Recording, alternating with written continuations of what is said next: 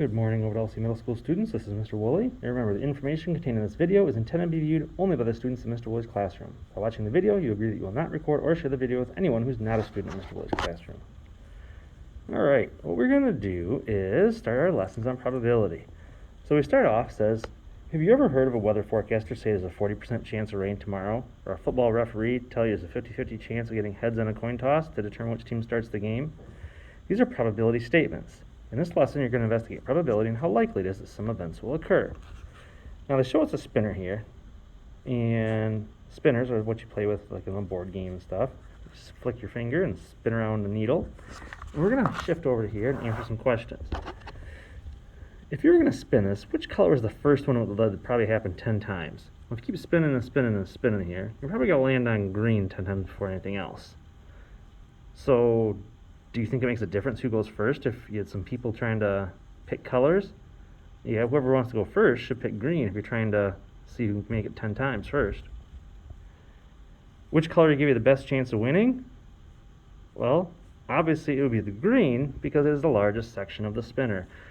So half the section is green and there's not as much of those chances of landing on that as the other colors.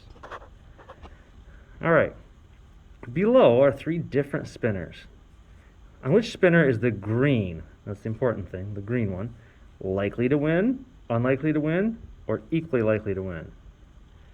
Well, on spinner A, you have green compared to red, and they both have the same size area, so they are equally likely to win. Spinner B, there's lots of green and not very much red, so you're likely to win if you're going to land on the green here. Now on spinner C, the green is only a small chunk, and the red's a lot of it, so you'd be unlikely to win if you're trying to land on the green in that one. Alright, so over here it says probability is a measure of how likely it is that an event will happen.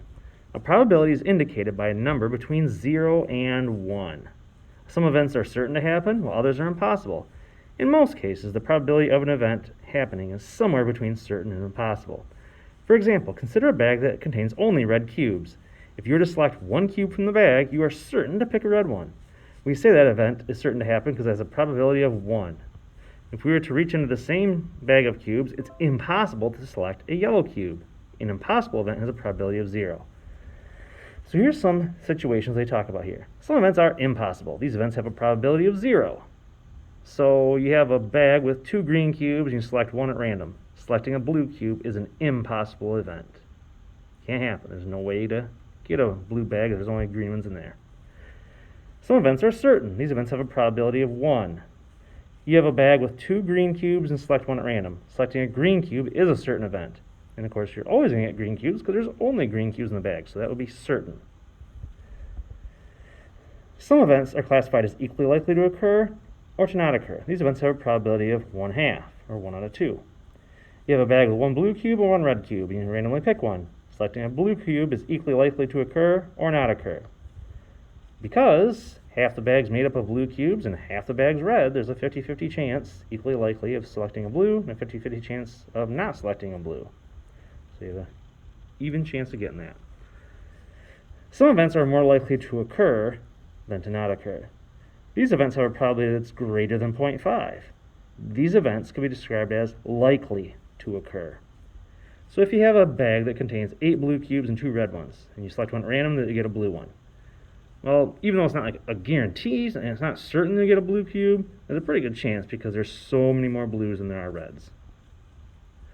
Some events are less likely to occur than not occur. These events have a probability that's less than 0.5. These events could be described as unlikely to occur. So you have a bag that has 8 blues and 2 reds. It's unlikely you're going to draw that red.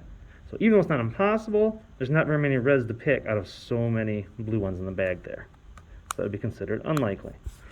Alright, next up, as we shift over to page 4, on a probability scale, like 0% chance of happening, or 1, or what we call 100%, and this would be like half or 50%. So anything between like 50% and 100% could be considered likely.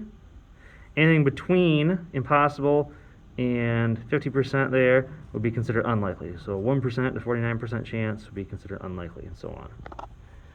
Alright, so what's the probability these are going to happen? You're going to see a live dinosaur on the way home from school today? 0. There are no live dinosaurs running around. A solid rock dropped in water will sink. If it's a solid rock, you're guaranteed it's going to sink. Rocks sink unless they're porous. Part C, a round disc with one side red, other side yellow will land on the yellow side when flipped.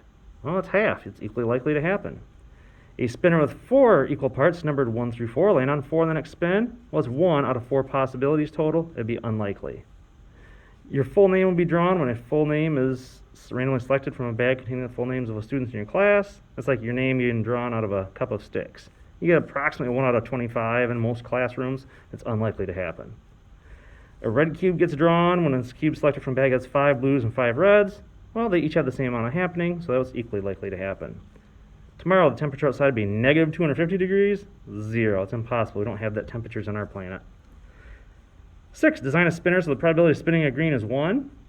Well, as long as all the sections are green, or just the entire thing's green, it's a guarantee you're going to land on a green.